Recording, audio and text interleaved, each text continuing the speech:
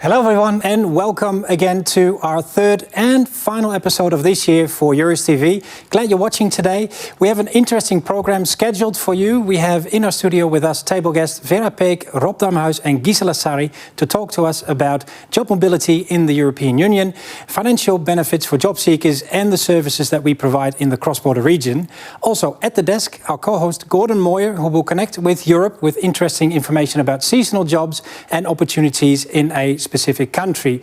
But before we start with these items and the table guests, of course, we will start with one of the on-site reports. Rob Damhuis visited Schultz in the cross-border region and talk all about his experiences in international candidates. Hello, my name is Rob Damhuis and I'm a Eures advisor for cross-border. Today we are here at Christian Schultz Installation and Sanitation Company to talk about the possibilities for cross-border workers. So let's go and meet him. Hi Christian. Hello. Hi. Could you tell us something about yourself and your company? We employ 5 permanent employees and 2 temporary workers from Poland in our sanitary and heating constructions company. Could you tell us something about the shortage of skilled workers at the moment?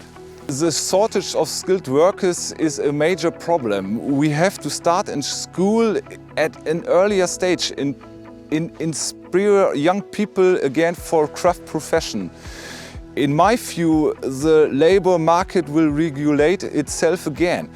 Where supplies are missing, prices and wages will rise, and this will make the profession more interesting for young people with more earnings. The delivery of the components for heating system always took place just in time. Due to the corona pandemic, these supply chains were disturbed. We have to plan and order the installation of system at earlier stage so that we can complete and settle the order as desired. Customers have to prepare it for longer waiting times. Question, what would we as Eures do to support you? All good employers, please contact me. Now, don't be afraid for language barriers. Pay your people decently. Pay attention to a good work-life balance. Appreciate the work of your employers because they are your capital. I think that makes a lot of things better. Thank you, Christian, for your time and your information. Yes, thank you too, Rob, and gern gemacht. Very interesting interview, learned a lot today, but there's more we do for cross-border workers. And for that, I'm going to talk to Kevin in the studio. Well, some excellent reporting there from Rob, and also, of course, here at the table with me, Rob Damhuis, cross-border Eures advisor. Welcome, Rob. Good to have you here. Thank you. Excellent reporting, like I said. You are a natural in that. Well done. You said it always, but it isn't true. I'm not natural. I thought it looked great. I pretend to be.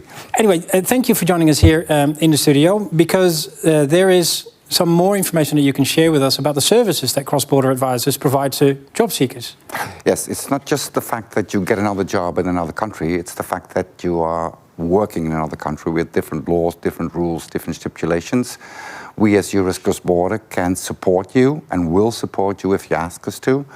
And we are about 15 Eures advisors in the German-Dutch region, and we are about 15 Eures advisors for job seekers and employees in the Belgium-Dutch region.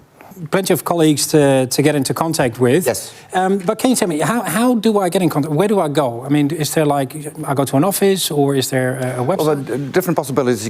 First of all, you can contact Eures itself. You can go to the UWV office, where the Eures advisors usually can be reached and get in touch with. You can send emails to Eures if you want to. So there are different opportunities for all kinds of people to get in touch with us. You can go to the German Agentur für Arbeit.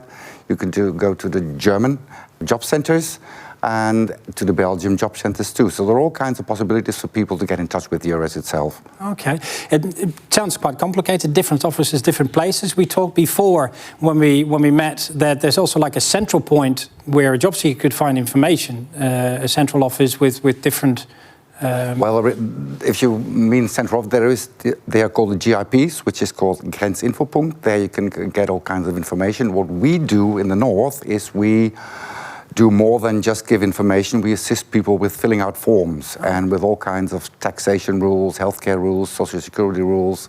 We assist them with that because usually when you get a job, it's great to have a job, you get paid, but the bureaucracy usually starts almost a year later, especially when you're in Germany, which is a very bureaucratic country. So we assist them with everything they can get in touch with, like social security, healthcare systems, child support, all those kinds of things. And we help them filling out the forms. Which is all complicated. You know, it sounds like, you know, you don't have to reinvent the wheel again as a job seeker. No, you don't. We are there for you to be your steering wheel and to help you work adequately and have a good working life in another country, especially in the border region. Okay, excellent. And tell me, Rob, you as a Eures advisor, you know, you've done a lot of work, you met a lot of clients and job seekers. What is it that you're most proud of as a Eures cross-border advisor? So it's difficult to say such a thing, but what I am most proud of is the fact that we have the transfer point in the north. In the south, they have expertise sessions. But the transfer point does more than, like I said, just give information. It fills out forms together with you. It calls tax offices for you. It calls healthcare services for you if you have an issue or you can't read the German difficult civil papers which you get. So that's what we do. And we not only do that when you get the job, we do that 2 years after you accepted a job. Okay. So the period is about 2 to 3 years, in which we assist you with everything that comes up. 2 to 3 years after you get the job? Yes, because it's not the fact that you get a job, it's the fact that you keep the job. Exactly. Which is most important. Sustainable. Yes, absolutely. All right. Very practical information. I'm sure very helpful for our viewers who are still trying to find their way in the web of, you know, laws and regulations and everything. Thank you so much, Rob, for that extra information. And we'll be switching now over to another item that we have in our program, and that's over to the desk to Gordon Moore. And Gordon will connect with two employers in the European Union and talk about seasonal jobs and the opportunities that they have on offer. So let's go over to Gordon. Yes, thank you, Kevin. First, we have Lucino from Club Med. Lucino, thank you for joining us on this episode of EUREStv. Can you tell us something about Club Med? Club Med was created in 1950. We have 70 resorts located in the most beautiful places around the world. We have a sailing yacht and villas and chalets.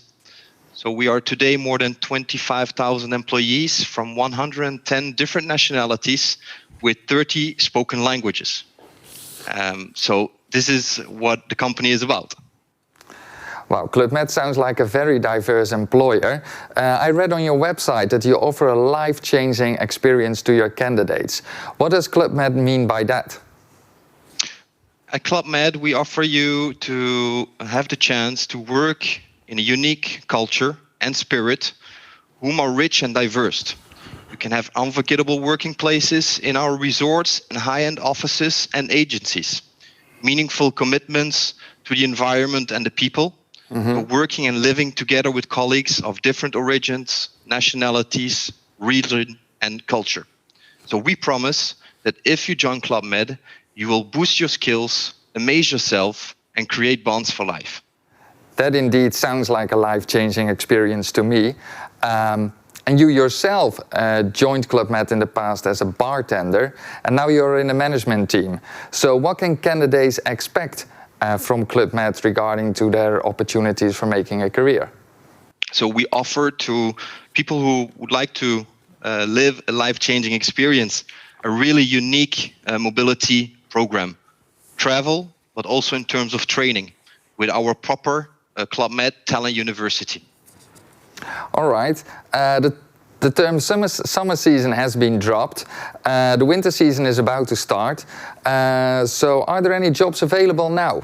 We are hiring people for the French Alps. We have many open positions in the housekeeping, in the kitchen, working at the reception, in the bar, childcare, even spa therapists. And we are looking really for people with soft skills. So it's really important to have the kindness, multiculturality, and pioneer spirit. Well, thank you. Good that you explain what you expect from the candidates. Thank you, Lucino. And now we get to Mark van der Loze, who is a colleague of us. He's working in Austria. And also, Mark is busy with recruiting personnel for the winter sports season. Can you tell us a bit more about your role in the process of recruiting personnel, Mark? I'm talking for the west of Austria. That's the states of Salzburg, Tyrol, and Vorarlberg, which are specific regions with, for the moment, an average of 5,200 jobs at least for each of these states. So we can't fill up these positions with people from Austria. So that's why Eures is getting active and searching for staff all over Europe with different projects. When we get then the applications, we can forward them selectively to due to good contacts with the employers. All right. Well, as you're looking for staff, what kind of jobs are available and what are the requirements? Mainly, we need cooks and kitchen staff, followed immediately by service personnel and assistants like waiters, waitresses. But we also need chambermaids, and not to forget, especially for the ski sector, ski and snowboard instructors and technicians, but also professional salespeople with experience in the branch. Oh, that's good to know. Thank you for that. That's very clear. So what can candidates expect when they work in Austria? In our 6-day weeks, which are usual, the long hours are paid or you get a bonus time for it. And companies pay good wages according to qualification and experience. These companies are modern companies, very variety, from ski huts up to 5-star hotels. And it's a very special experience working with an international work environment and employers who are used to work with international guests and staff. And well, this will be good also if you stay only one season for your future CV. That sounds like a special experience indeed. Can you tell us what makes working in the Austrian Alps so attractive? Well, important is that you have a certainty about working conditions, and this is regulated by collective agreement. You also get an employment contract with your rights, duties, wages, and some specials. Especially for Austria, we have a system of a 13th and a 14th month payment. In most houses, you get free meals and lodgings, and there's a possibility to grow in your function during the season and to change sometime to a better position. It's a unique chance to work in great surroundings. So thank you for that, and thank you, Lucino. And let's get back to Kevin. Thank you. Well, thank you, Gordon. Plenty of opportunities, as I hear, in both countries and from both companies. Makes me wonder, maybe I should do something else next season. Instead of presenting EUREStv, I could become a ski instructor. But maybe just stick to the things that we are kind of good at. Over to our next on-site report. I got to go to Sweden and meet with Elisabeth Haxton from Karolinska Hospital, and she is sharing her experiences with us on recruiting international candidates and how they use the targeted mobility scheme programs. So let's go and see that report. Today I am in beautiful Stockholm, and a beautiful day indeed, and I will be meeting up with Elisabeth Haxton from Karolinska Hospital, and she will tell us all about international recruitment and her experience with Eures. So let's go and find her up at City Hall.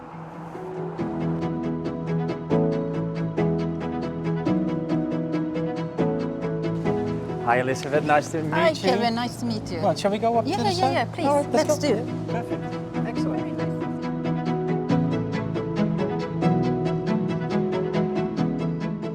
So can you tell me a little bit about yourself and of course the hospital that you work for? Yes, of course. I'm Elisabeth Haxton and I work at the HR department at the Karolinska University Hospital here in Stockholm. So the Karolinska University Hospital is a highly specialized hospital working with cutting-edge technology. And this year we were actually ranked as one of the top hospitals in the world by Newsweek. And we have about 15,000 employees, with the nurses consisting of about 1/3 of the employees. And for us, nurses is a big shortage in Sweden, and therefore we have found a need to look into different ways of recruiting, why we in 2017 started working with Eures. Can you tell us a little bit something about how Karolinska works with recruitment through the Eures network? Yes, of course. We have worked with on-site events in Greece, Italy and Spain, but during the pandemic we moved into European online. But of course, working or meeting the candidates on-site is always more beneficial, as it gives a deeper contact with the candidate. And also with the Eures, with the targeted mobility scheme, we have also found out that the candidates can apply for job allowance, where they can come visit us and visit the workplace and also the city. Yeah, it's an interesting program, the targeted mobility schemes, and of course in Sweden and Italy they're of course doing the grants and supporting the international job seeker, the mobile workers. Can you tell us something about the experiences that you have had with the targeted mobility schemes? Yes, because working with the staff, they need to have their diploma validated, and they also need to learn the language. And through the targeted mobility scheme they can apply for financial funds for language course and recognition, which well covers the costs for it. And as well as for us as an employer, we can apply for financial funds for integration program. So for us it has worked very well. So it's a win-win situation yes, for everyone. Yes, of course it is. What should a candidate be looking for when they want to work at your hospital? What do they need to think of? Well, of course, moving to another country, and in this instance, it requires highly motivated candidates, because the process is so long. It can take about up to 1 year because you have to learn the language. So you need to be highly motivated. Can you give us any tips or maybe tricks in how to recruit mobile workers from the EU? I would say that having a personal connection to the candidates and during the process keeping in contact with them constantly, and just maybe sending some pictures of the city or well, we're looking forward to see you and so on, and just keeping the contact, I would say. Making them feel welcome. I think that's very important. It's not just getting the people here, but also making them, of course, integrate and making them feel welcome in the country. Yes, most definitely. And then one last question. Right now, what type of candidate are you looking for? What type of positions do you have? Well, of course, we're a big hospital, and as I said, 1/3 of the employees are nurses, and we need nurses. That's what we are looking for. So if there are any nurses out there, please All right. feel free.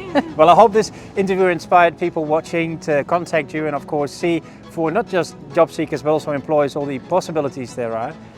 Thank you so much. Thank you. All right. So thank you, Elizabeth, for the excellent story that she shared with us of international recruitment and, of course, her experience with Eures. And I am at a pretty special place here right now, because here is where they hold the banquets for the Nobel Prize winners. And I'm going to have a peek inside while you go back to the studio. So see you back there.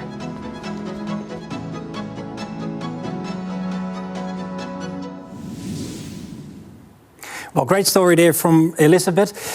We were not allowed to film inside the hospital due to privacy reasons, obviously. So we visited the beautiful City Hall, and I got lucky. I got to visit the place where they held the banquet. So lucky me. Beautiful area. Joining me now here at the table is Gisela Sari. She is the project coordinator for EU mobility and, of course, part of the Eures network. So welcome, Gisela.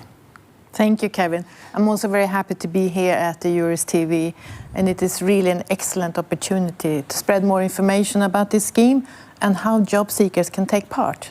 Exactly. Well, great to have you here. In the report of Karolinska Hospital, we heard the mentioning of the TMS programs, but what does that actually mean? Well, the Eures Target Mobility Scheme, TMS in short, is an EU mobility project all about increasing mobility of workers in Europe, also by helping employers struggling to find staff in their home countries to recruit skilled staff from another EU country. And our target groups are job seekers 18 years and older, and employers from an EU member state, Norway or Iceland. It is really a combination of mobility services and financial supports. And the mobility services are provided, of course, by the Eures network. And this scheme is funded by the European Commission, coordinated, this particular one by Arbetsförmedlingen, PES Sweden, together with 16 EU partners. And Eures Netherlands is one of them. That's right, yeah.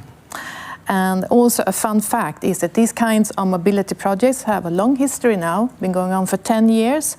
But this particular one was started July this year and will go on until June 2024. Okay, so a little while to go. It sounds very interesting, but to be honest, like, it also sounds quite complicated. And for our viewers, the European job seekers and employers, of course, what is especially interesting for them in these programs?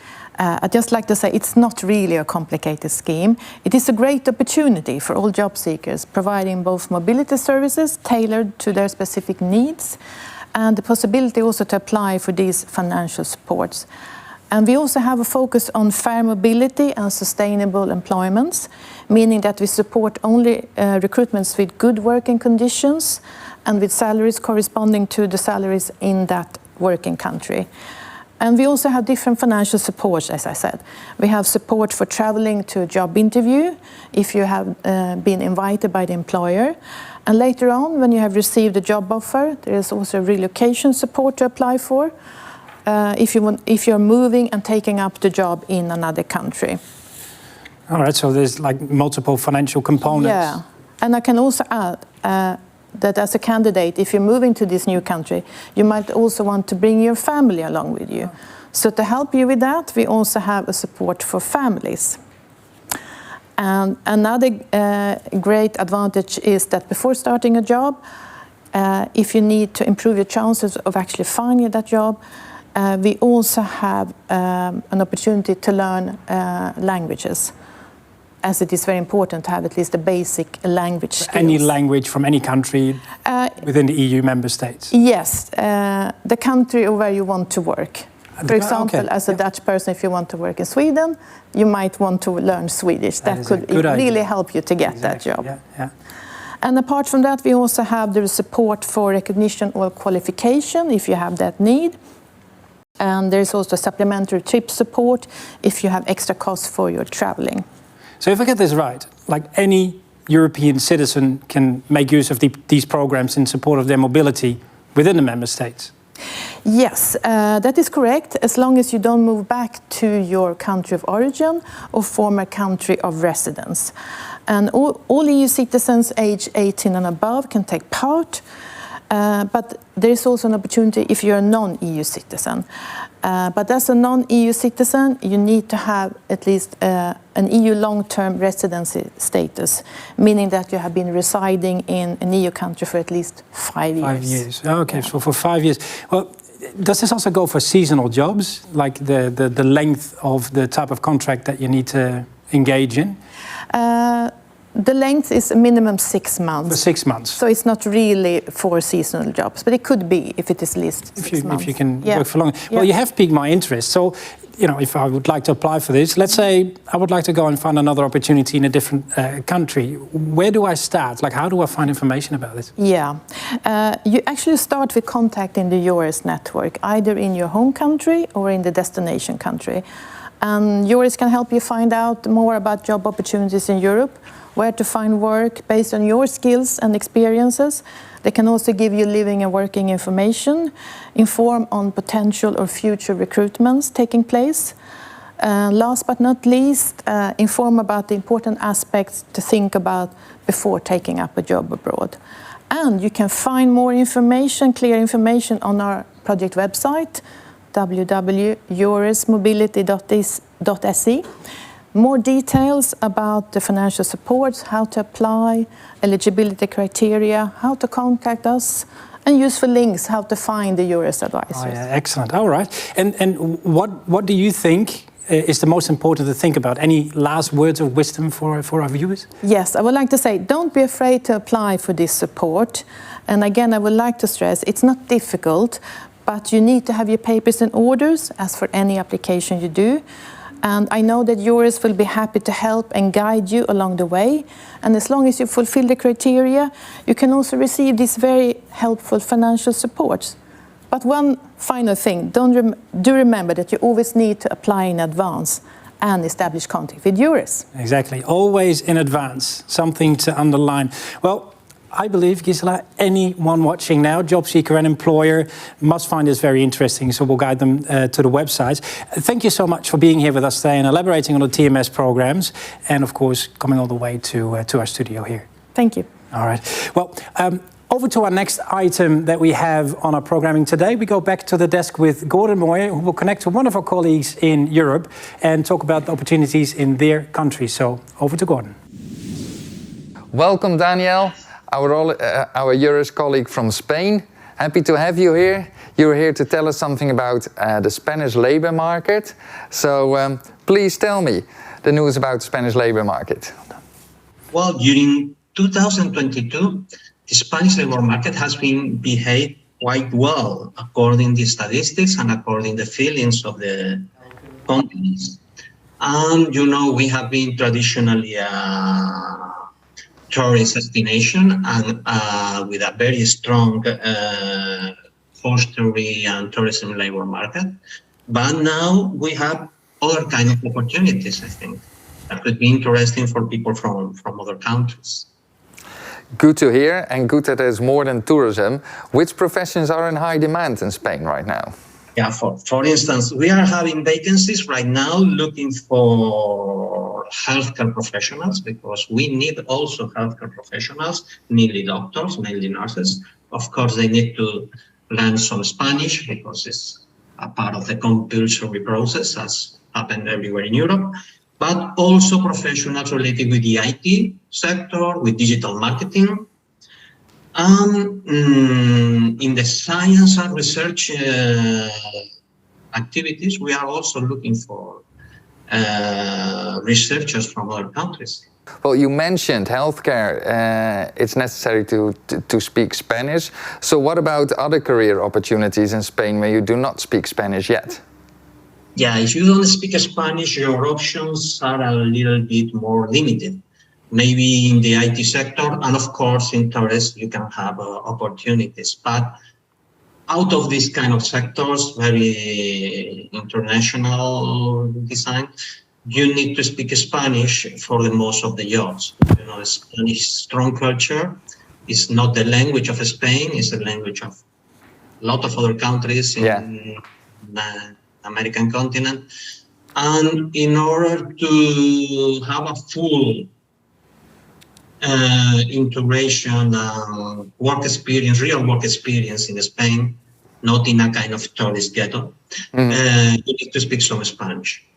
What other aspects increase your opportunities in Spain?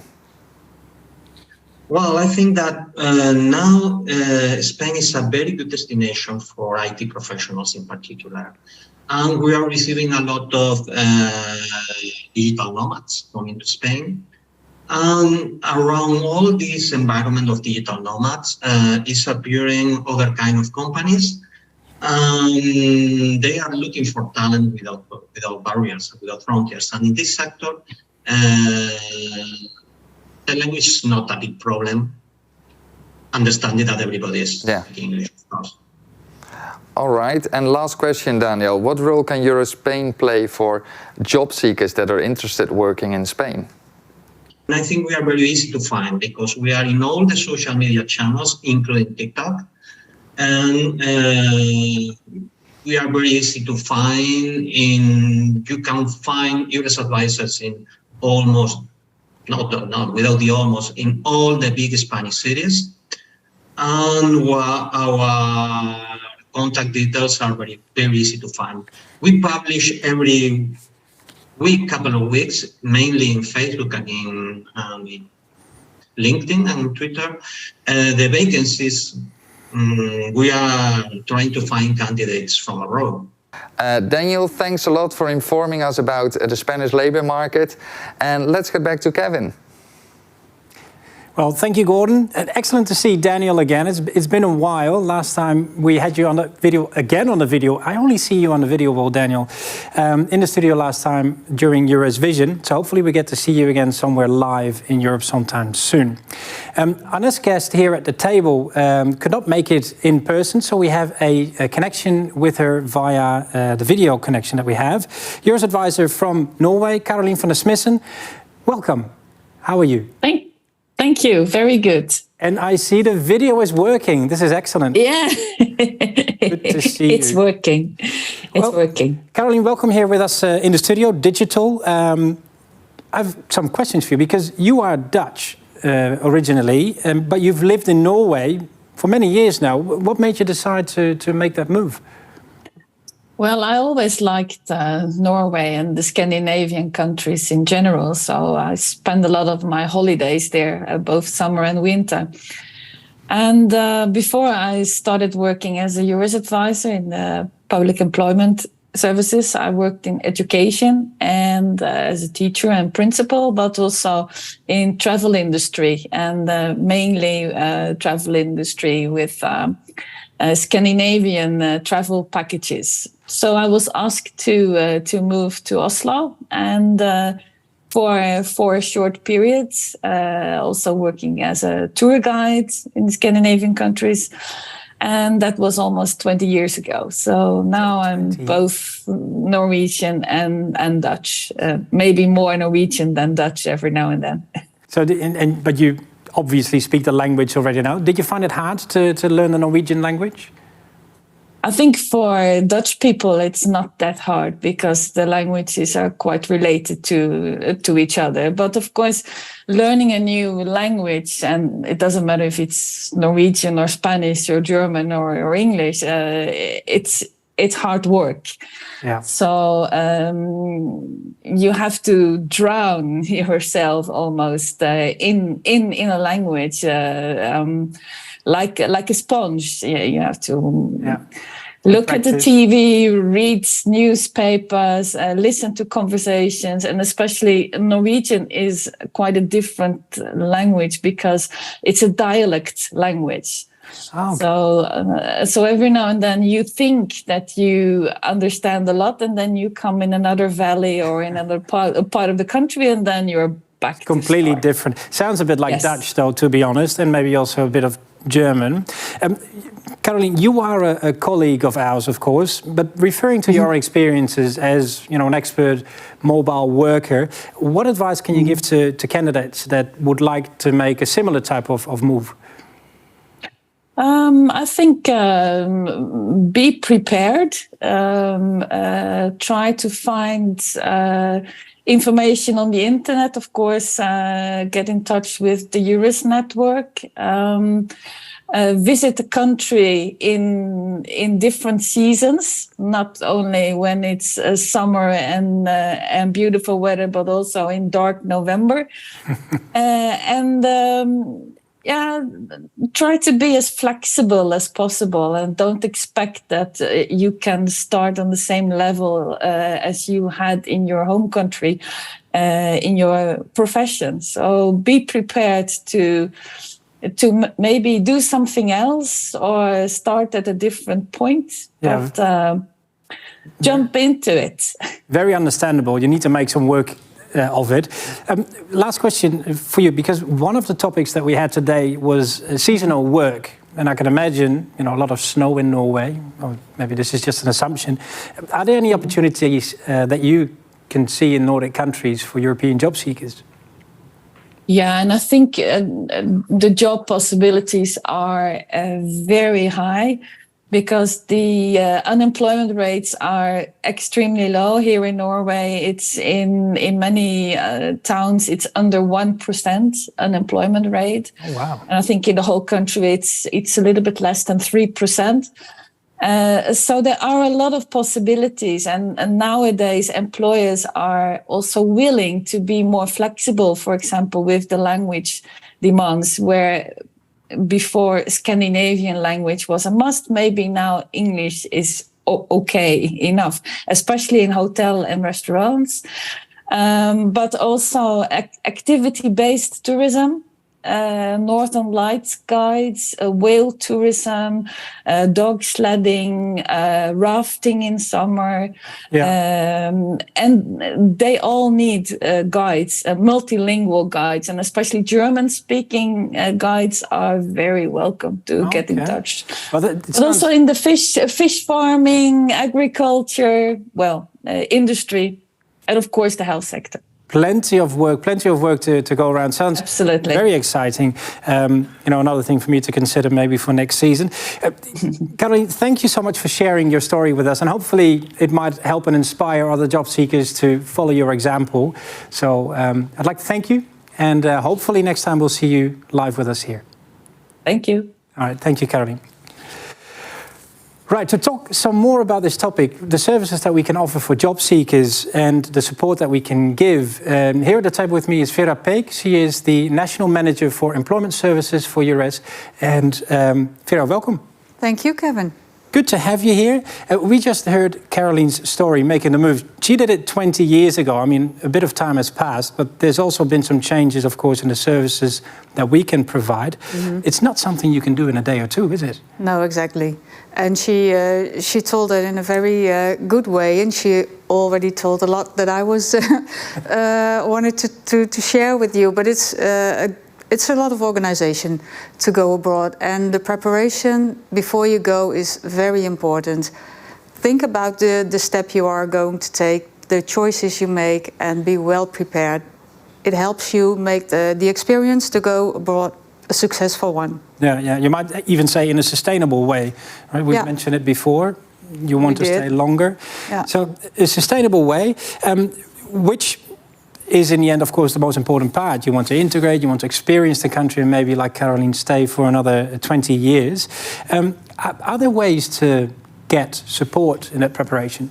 Yeah, of course, there's a lot of information on the internet where you can find, and our Eures portal will provide you with a lot of information, but there's always specific questions that you have, and if you want to talk to someone that can help you, we have a trained team, or a team with trained Eures advisors, I can better say, and they can help you with all kinds of questions. So if you need some help, if you need some assistance, try to find one of the Eures advisors. They can help you in finding a job, finding your way through the Eures portal, but within Europe, connect you with maybe some colleagues from other European countries, of course, but also to find the right information, all the information you need about cost of living, job contracts, as already mentioned, taxes, social security. It's not only in the borders, but also if you really go abroad. You need to be well informed before making the choice, taking the step, and be prepared before you go. And Caroline said it. It helps to make that experience a successful one. Yeah, and that does require quite a lot of personal attention that the Eures advisor gives to the candidate or the employer.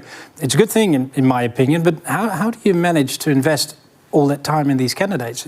Do you have the capacity, or how do you do that? Yeah, well, we in the Netherlands, we are lucky. We increased our team the last year. Number of Eures advisors has increased substantially. And we did that because we believe in the European labour market. And as much as we try to help the Dutch employers with their needs for personnel, of course, and we underline the importance of that, and we try to help them, but we also underline the importance of the job seeker that wants to take that step, wants to go abroad, to really help them in a good way.